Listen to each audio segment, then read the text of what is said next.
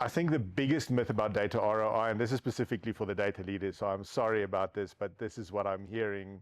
consistently, is that we have projects, and when we build those use cases, that it's almost always about enablement,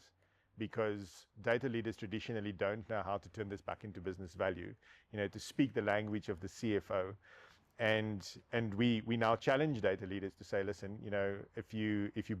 want to invest in something, if it's in skills, platforms, if you want to invest in, bringing people on board to build something really nice, if it's now traditional data platforms or, advanced analytics or AI stuff, at the end of the day, every single thing that you want to invest in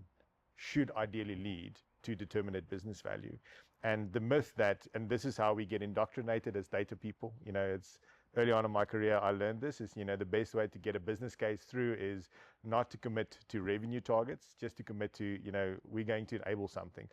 that we couldn't do before, we can now do. The problem with that is that, in terms of priorities from the C-suite, is they will always look at the things that creates